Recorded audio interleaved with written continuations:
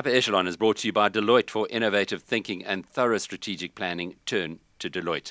Well, in our Upper Echelon this week, Mark Lamberti, extraordinaire entrepreneur, chairman of Massmart, chief executive of Transaction Capital, and perhaps one of the best illustrations that one has of entrepreneurship. And I say that, Mark, because I've been doing a little bit of research into what makes a good entrepreneur. And two issues I think we would all agree on: tenacity and persistence. You got to find an idea and stick with it.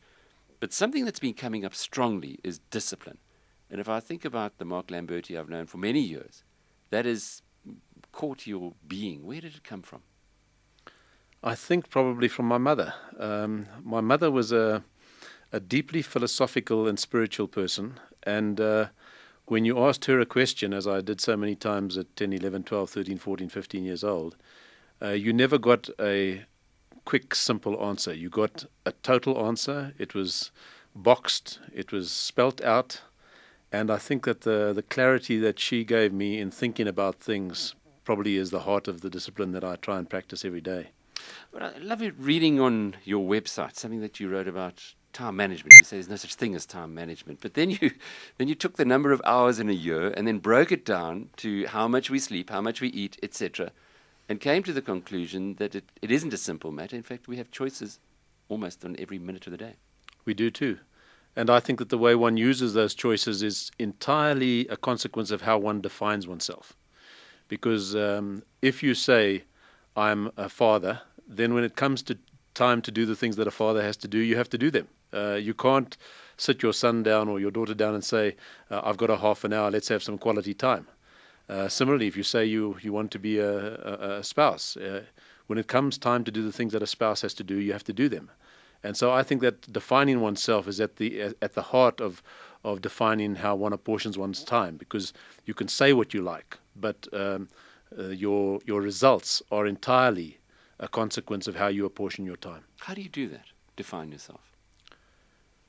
Well, I think that we all have a picture of ourselves. I think most of us find that we get sucked into one of, I think, three different parts of who we are. The one that we get sucked into most and easiest, of course, is our careers.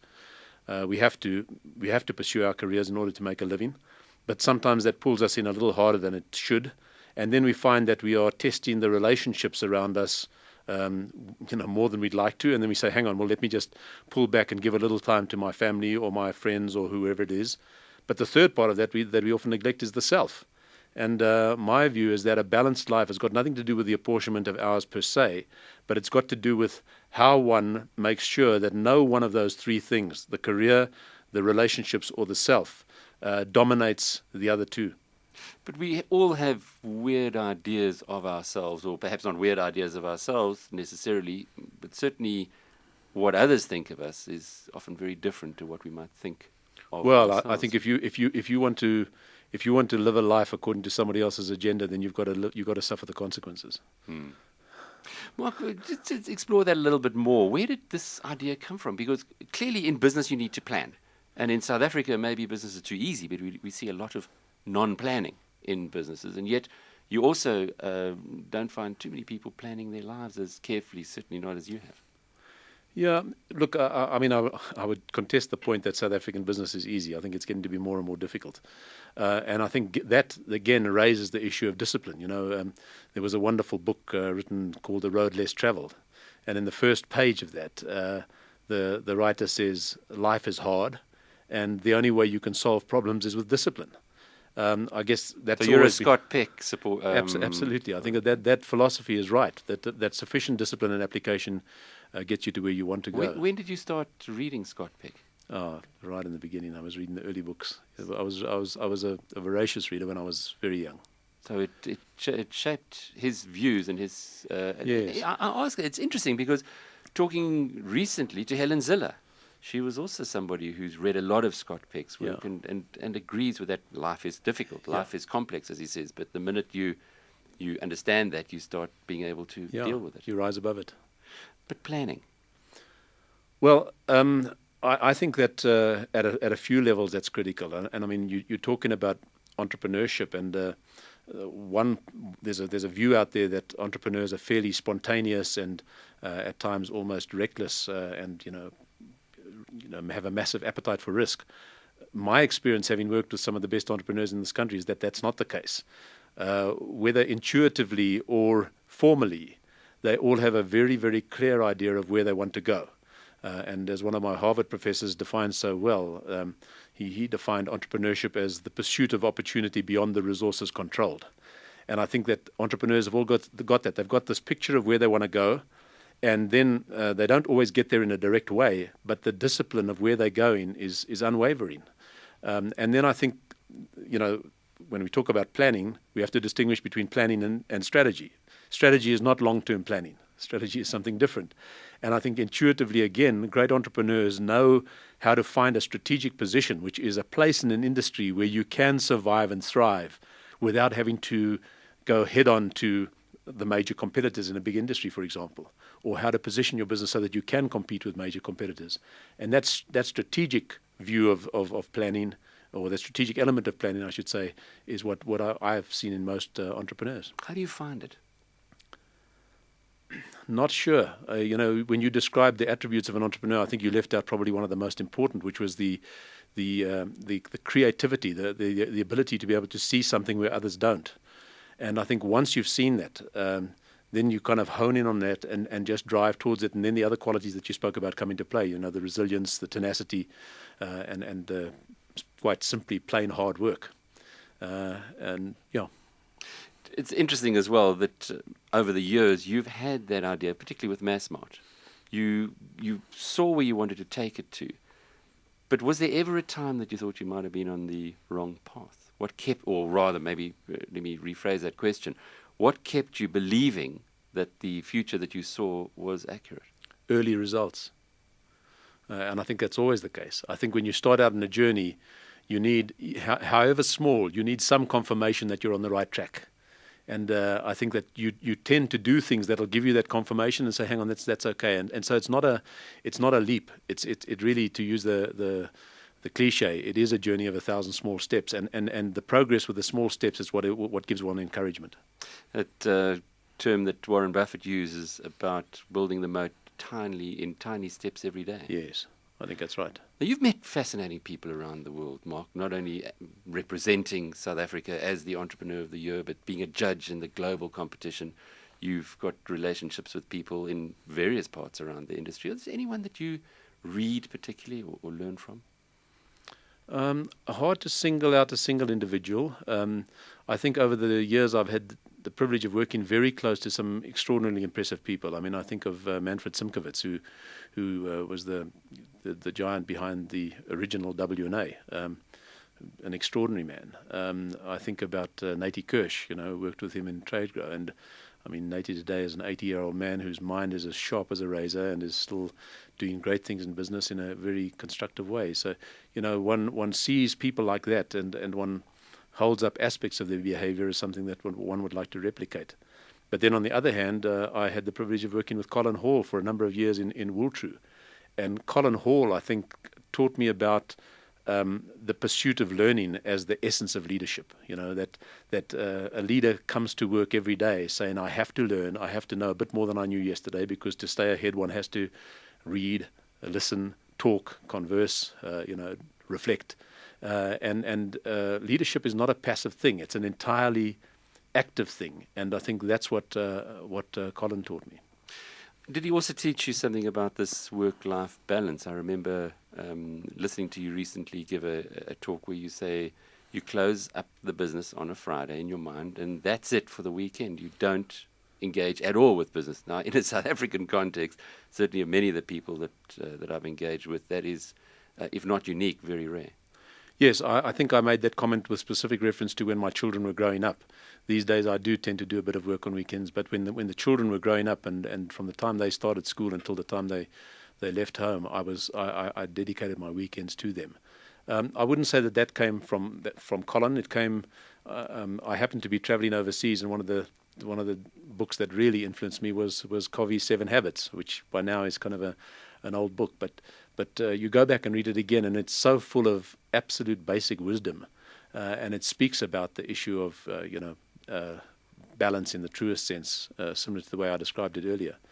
Trying to find, and I think there's another thing. I have a failing in that I have to have space and time to reflect. I think best when I've written something. So while I can articulate things reasonably well in a discussion or in a conversation, if I've had time to reflect and actually put them down in writing, I feel. I mean, I know that the thoughts are solid and they're strong and they're subject to testing. And so to do that, one needs time. And I've always needed my own personal quiet time to reflect and write. How much do you give yourself? Most mornings. I mean, I wake up at 4 most days, between 4 and 5. And until I move towards the office somewhere around about 9, I'm doing that kind of stuff. Just having a cup of coffee, writing, reflecting. Reading? Yes. So that's part of the reflection. Most of my reading, though, comes on the weekends. But keeping current with stuff, the newspapers and the various sites that I read and so on. Yeah. Well, apart from Scott Peck and Stephen Covey, who else do you read often, or who else has shaped your life? In terms of the books, there's so many. I happened to count the other day. I've got close to 1,000 books in my library just with the title leadership in them. So, and they've all been read. So I read a lot of stuff. Biographies? Yes. Latterly, I found that to be instructive. In fact, halfway through Yanni's book at the moment. That's a lot of fun, Yanni Mouton. Yeah. Mark, your life has also been very full. You've packed a lot into it, apart from what you've done at Massmart and your second career now with Transaction Capital. You've also served publicly, or done your public service through something like Business Against Crime. What got you drawn in on that side? Again, it's not something that we see many business leaders getting involved in. Well, I think one comes to the conclusion at a point in time that one is extraordinarily privileged, and that the life that South Africa has given us is remarkable. I mean, even now, in the middle of a global financial crisis, our situation here, for all the noise of the politics, which you might find irritating at this particular time, we still live an extraordinary life. I mean, we happen to be in the middle of winter, and there's this glorious sunshine coming through the window. And when you recognize that, you have to say, well, I can't just be a taker. And to the extent that I can in any way assist the country, it's almost an obligation to do so. And I actually feel that so strongly that I feel, we shouldn't actually be thinking about retiring if we have competence and health, because one almost has an obligation to keep contributing for as long as one can. Well, you're 62 this year. You're very healthy. Thank God. You presumably are not going to be sitting back anytime soon. No, not at all. Do you invest time in your health? I exercise regularly. I try and eat properly. So you'll be Warren Buffett, hopefully, going well into your 80s? Please God. At your current business? Yeah. Or was there a third career ahead of you? Well, I'm not sure. I think there also comes a time when you would like your life to be guided by a compass rather than a clock. And at that point, being a full-time executive with the demands that full-time executive life imposes on one, I think one wants to stand back from that a little. But I certainly believe that I'll be interested in business and in activities for a long time. You mentioned compass, and that, as far as the business community is concerned, is something that has been raised recently on moral compass. You'd have heard Real Causa making statements in the Nedbank chairman's report. Is that appropriate for business leaders, do you think, to talk out publicly, or is it better done behind closed doors? Well, I think that the annual report of a large organisation like Nedbank is not just addressed to shareholders. I think that's naive. I think you're talking to all stakeholders, and I think it's quite important for people who are associated with the company in any way to understand how the top minds of the company are thinking.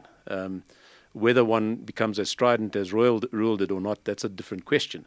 But I think that he addressed some of his comments to government. I think addressing those kinds of comments to general business today is apposite. We have extraordinarily appalling things happening. I mean, the banks internationally, thank heavens it doesn't apply to our own banks, but the banks internationally are behaving appallingly at the moment. You have the LIBOR thing. Yesterday morning it was, HSBC playing with Mexican money. And there's just lots of evidence of bad corporate behavior. And the worst thing about that is not that you have a few individuals behaving poorly, but that coming on top of a recessionary period in the world, You have leftist populists now holding up the flag and saying, well, you see, capitalism is broken, and you see how they behave. Whereas, capitalism is still what's keeping this whole thing working. It's still what's putting food on the table, and it's still what is, paying the politicians of this world. And the isolated bad behavior of individuals is just so repugnant at this time. And that's why I think our obligation as corporate leaders to be beyond reproach is just so important. We are on show 365 days a year, 24 hours a day. And we have not just to behave properly, but be seen to behave properly. And to try and inculcate in society a feeling that being a business leader is not an easy ride, but it's a consequence of application and hard work. And that, it is a great contributor to society. The societal good that comes out of well-run corporations is extraordinary. And to have a politician use a one-liner to debunk that is unfortunate, unfair, and simply wrong. Mark Lamberti, Chairman of Massmart, Chief Executive of Transaction Capital, and one of South Africa's great entrepreneurs. And Upper Echelon was brought to you by Deloitte. For innovative thinking and thorough strategic planning, turn to Deloitte.